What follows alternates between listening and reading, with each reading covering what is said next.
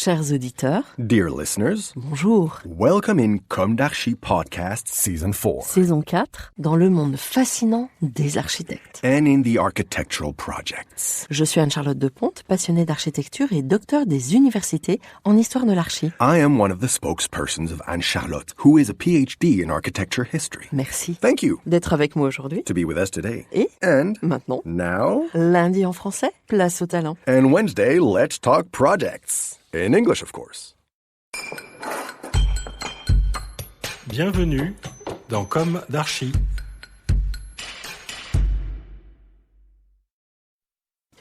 Chers auditeurs, ravis de vous retrouver aujourd'hui en compagnie de Claire Arnaud et Philomène Delrue. Bonjour Claire et Philomène. Bonjour. Bonjour. Bienvenue dans Comme d'Archi. Vous êtes architecte à la tête de votre propre agence, Arnaud et Delrue Architectes, fondée en 2016. Soit à peine 6 ans d'exercice. Temps court à l'échelle du projet d'architecture, mais qui vous a tout de même donné le temps de réaliser des logements, notamment si l'on en croit votre site web. Vous y revendiquez d'ailleurs une réflexion au service du projet, l'examen du contexte inhérent au projet, susciter le sensoriel dans le projet et enfin la nécessité de bâtir une architecture pérenne. Ce qui nous dit que vous appartenez à cette jeune génération d'architectes prête à renouer avec le bon sens pour une architecture respectueuse du vivant, non pas que les architectes plus installés ne l'ont pas, loin de là. Mais l'on sait ô combien la jeune architecture a le désir de rendre le monde plus désirable. D'ailleurs, vous êtes membre du mouvement pour une frugalité heureuse et créative, membre de l'association Ecopolis, professionnel de la pierre naturelle. Alors vous allez nous raconter tout ça, mais avant, je vais interroger votre désir d'architecture. Quels ont été vos parcours respectifs? Quelle a été votre jeunesse? Où s'est ancrée votre envie d'architecture ou vos envies d'architecture? Quelles ont été vos études? Alors on commence par Philomène ou Claire? Philomène?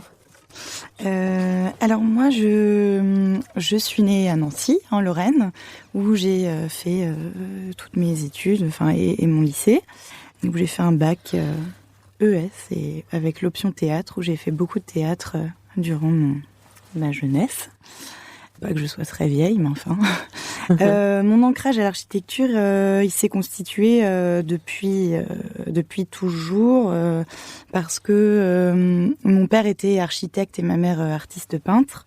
Donc, disons que j'ai grandi, évolué dans un environnement très marqué par l'architecture et l'art.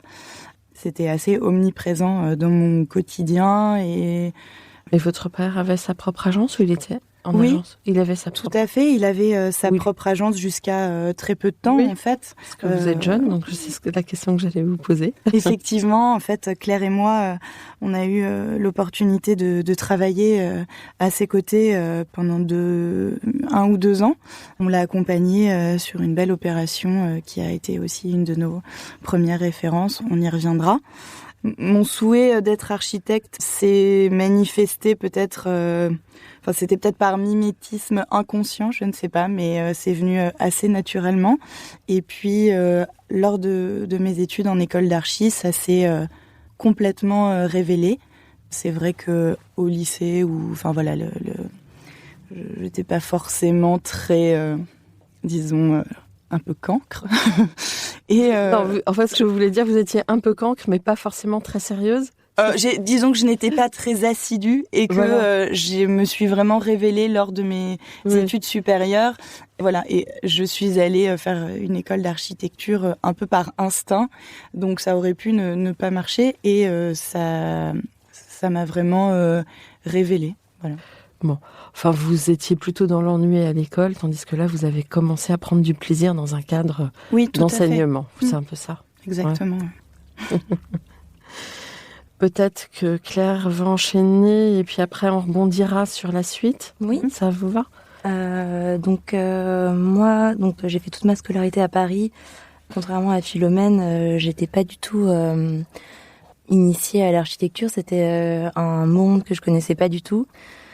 Pour moi, en fait, le choix de l'architecture, c'était plutôt un moyen de me détourner d'une voie un peu prépa ingé. J'ai fait un bac S à Paris. Et J'ai aussi pas mal baigné dans l'art, à la fois la musique et la peinture. Mais sans vraiment savoir à quoi m'attendre, je me suis dit, pourquoi pas une école d'architecture. Ça me semblait être un peu une sorte de compromis entre un métier qui serait moins technique que de faire une prépa plus école d'ingé.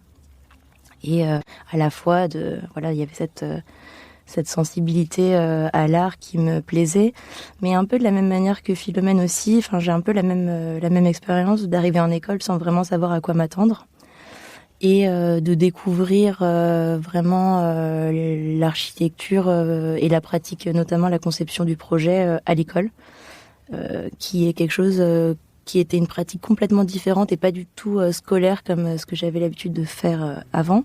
Donc c'était une sorte de choc au début. Et ensuite, c'est une révélation. Ça a mis un peu de temps, de passer le choc. Et puis ensuite, c'est devenu un plaisir aussi. Plaisir, ouais, exactement. Vous êtes connus à l'école ? Ouais, on s'est connus en première année. On était dans le même studio. Quelle école ? À l'école, donc Paris-Val-de-Seine, oui. Dans le 13e arrondissement. Ensuite, on a changé de studio. On est allé dans un atelier de projet, puisque l'école Paris-Val-de-Seine est une des dernières écoles à proposer ce type d'enseignement en fait, par atelier, qui a été très riche, je crois, pour toutes les deux. Mmh. Ça a été vraiment structurel dans notre approche de l'architecture et dans l'enseignement. Et ensuite, on est resté dans le même atelier jusqu'en 5e année. L'atelier Lenormand, et puis ensuite en 5e année on a changé d'atelier pour aller avec un prof qui nous convenait davantage pour la problématique qu'on voulait développer lors du PFE. Qui était